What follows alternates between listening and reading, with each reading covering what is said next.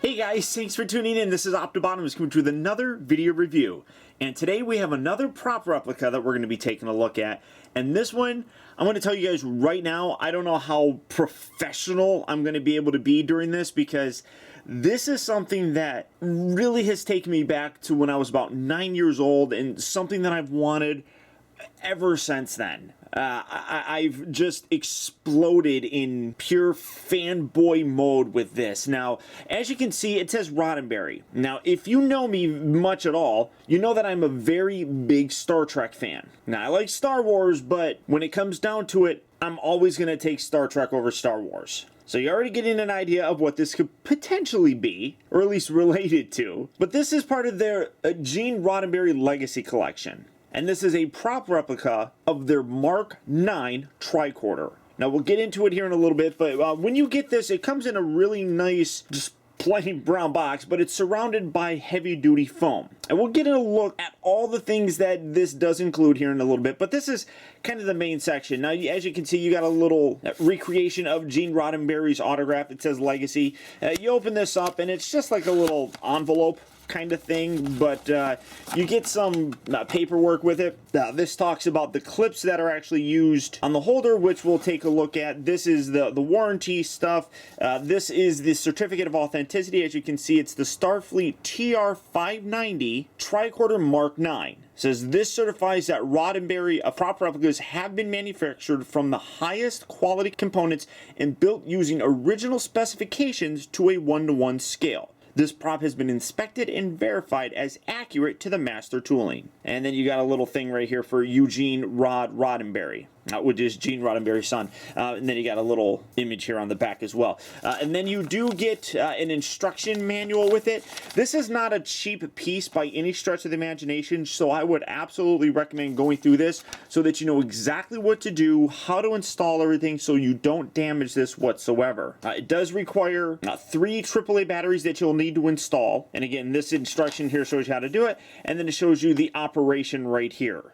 So all very important stuff. You do really want to make sure that you keep all of it, just so that you don't have any problems or anything like that. And then you just got this really very simple black box. You can see that it's actually pretty small, but it's got a little slip cover that just slides out. And then you got the Gene Roddenberry autograph there with Legacy, and then you open it up just like so. And you got some foam inserts, and obviously what it is not in here. So you do have a nice little protection thing, but you know, the, I guess, routine is me to show you the package without actually showing you what's in the package. I mean, that would kind of spoil it, but for the packaging though, that is about it for it. So without further ado, let's get this out here and see how cool it actually is. Alright guys, so here we have the Mark 9 tricorder opened up and out of its packaging. And right up front, I'm going to shock you guys with the price of it. So I'm going to get it out of the way real quick. This is available at a bunch of different retail locations. I picked mine up at Big Bad Toy Store for $499.99. So yes, this is a $500 prop replica. It is officially licensed, but it's still $500 nonetheless. Now, it took me 4 months of saving to get it. And that's honestly the secret, guys. If you like something enough, you save for it. Everybody asks me, how do I afford things that are so expensive? And it's because I save and I budget every single month for all the stuff that I want. And this was no exception. Now, you do run the risk of it selling out, and every single couple weeks that I would go to BBTS and check the stock on this, they had 2 for the longest time. I would always look and just hope that it was still showing at least 1, so that when I was able to get it, it was still there. And luckily, here we have it. So it's no secret in how to do things. You just got to be very smart with your money. Now, right up front, you get this really nice display stand. You can see it's got the Gene Roddenberry signature with the Legacy on there.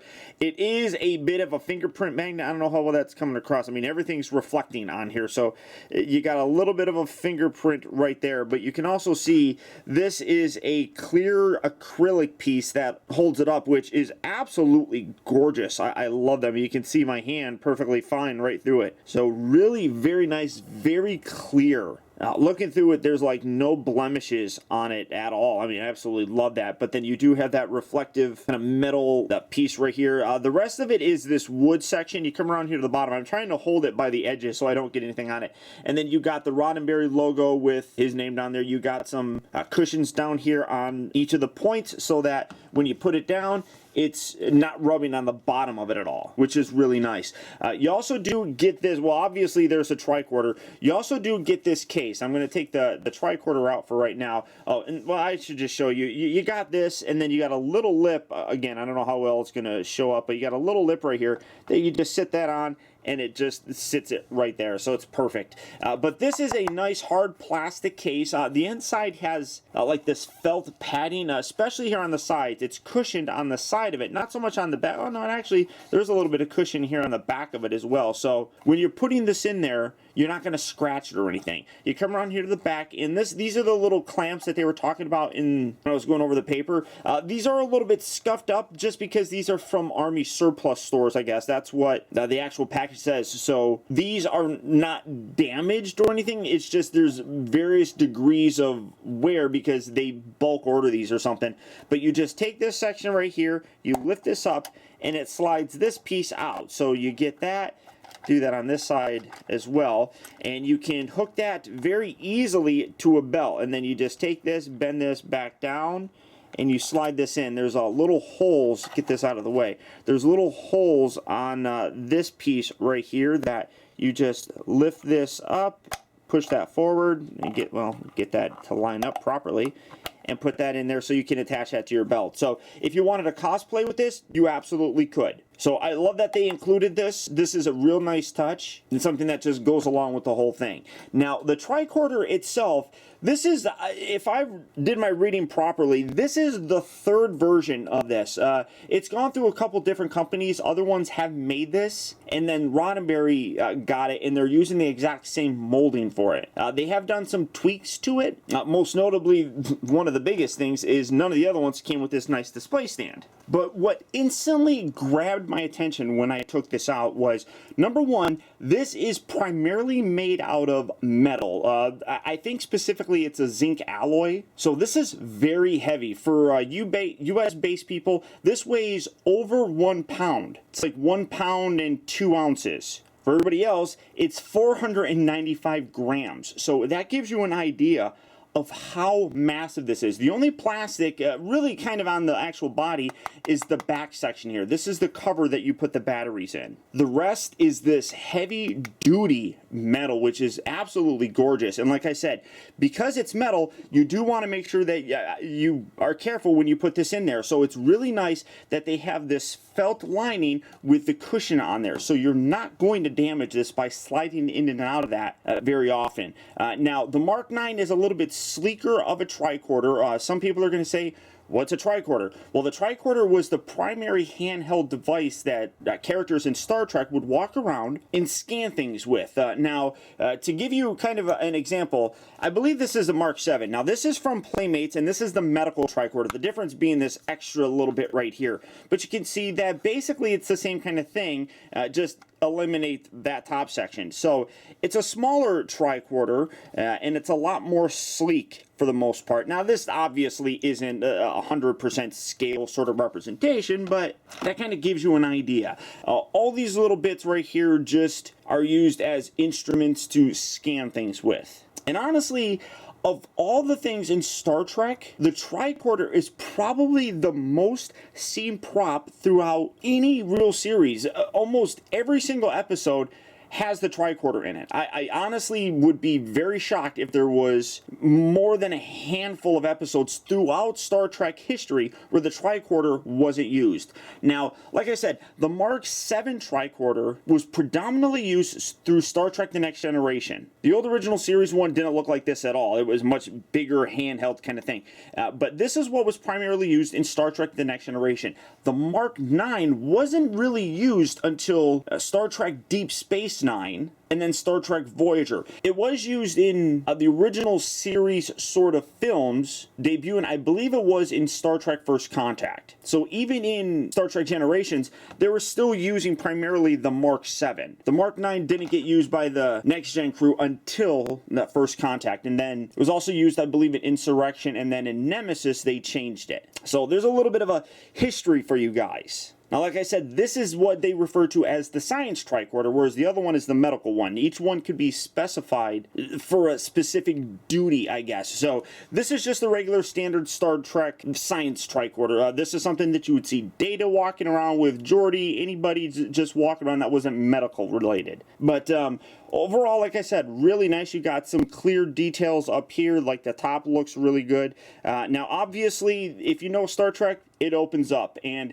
the one thing that is really very cool, and I'm saving it, I'm making you guys wait, and I'm just dragging this out. You open this up, and this is what the Mark 7 basically looked like. Now, like I said, this wasn't on there, so eliminate this. And then the Playmates, like I said, this is the toy. The original one without the medical stuff just had a different display on here. But basically, this is what you're looking at. So just ignore this. So all these details would instantly turn on when you would bring it on. Now, unfortunately with this, you got to flip the switch in order to turn it on, and you can see that it lights up and stuff like that. So it's like if you were playing with it, you'd have to flip the switch and then open it like that to pretend like it was actually, you know, already on. With this one, like I said, this is a prop replica, so it's designed to basically be just like it was in the show, as if you were walking around with it. There were two versions. There was just a standard resin one, which didn't have any lights or sounds or anything like that added to it. It was just a hard resin, basically a plastic set piece. And then there was a hero one that was used. Now, the resin replicas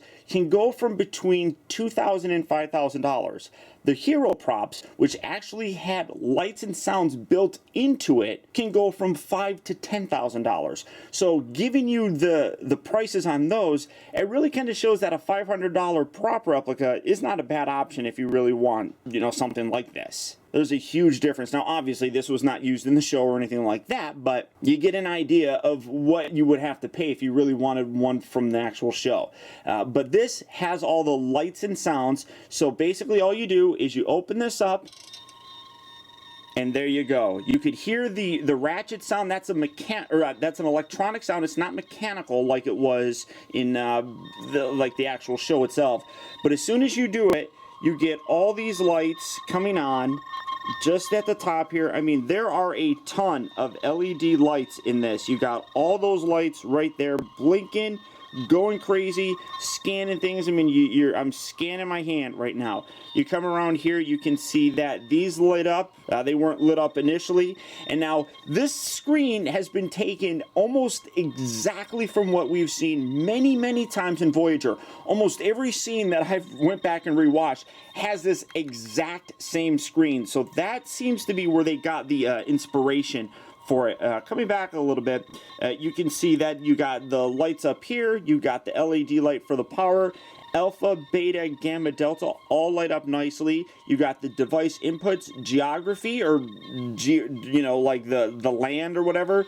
MET, which would basically stand for metallic, things of metal origin, and then bio, which would basically be biological. So essentially, this is scanning for all of it. You got these little buttons that are just going crazy right there. And then you got an emergency button, and obviously you got the ID button. Now, the unfortunate thing is none of these buttons do anything. So people are like, we want to see what it actually does. It doesn't do anything. They're just static stickers that are basically on here. It's unfortunate. There have been, people that have taken things like this and modified it to do a lot of extra stuff. Those are, that's a little bit cheaper, but requires you to do a lot of work. Like, for example, you get this, you gut it out, opening this up, and you can, you can change everything in here, and you can actually make these functioning buttons. You got to buy the tricorder. Oh, that it just turned off. I'll get into that in a second. You got to buy the tricorder, which they range between $50 and $75, and then you got to buy the kit, the electronic kit, which can range from $150 to $175.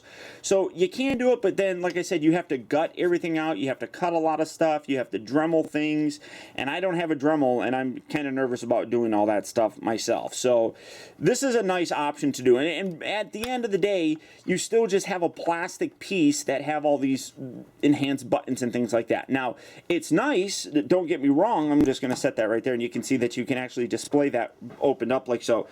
So I mean, it is nice that you can get a fully functioning, like beep beep beep beep beep beep beep beep beep beep. Yeah, that's cool. I really dig that. And you can turn this on, and you can see that the screen turns on. I'm kind of like doing two videos in one. And these are actual buttons, so you can do that. And then this is really light, but these light up, and you can hear it scans, but only for a second. And then the metallic one, is a little bit different of a sound. And then the bio, well, when that's done, the bio has kind of a different beep to it as well.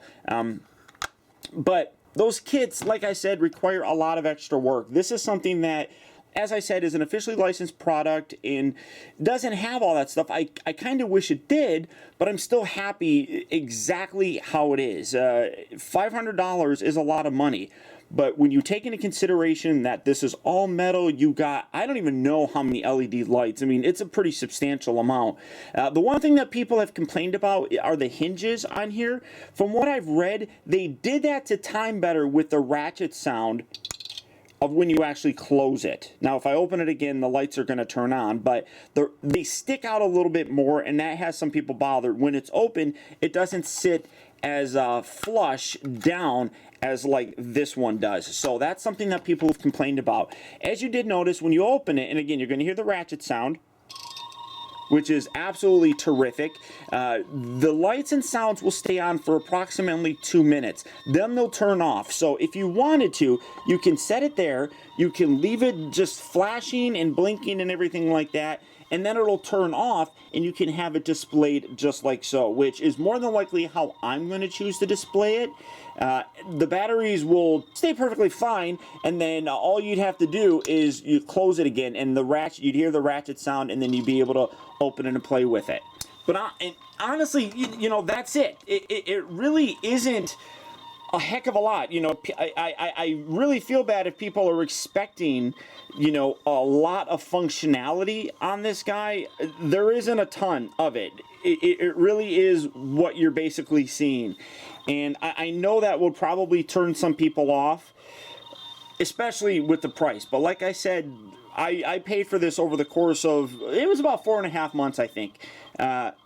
I'm geeking out over this. Like I said, as a kid, I had the regular version of this, and I ran around playing with it all day long. Now, like I said, this is the medical one, which comes with this little piece, so you scan with that. But this is just something that, as a kid growing up in the 80s, 90s, and things like that, Star Trek was something that I absolutely loved, and I role-played. I would run around my house. I would run out there with my friend, Tom.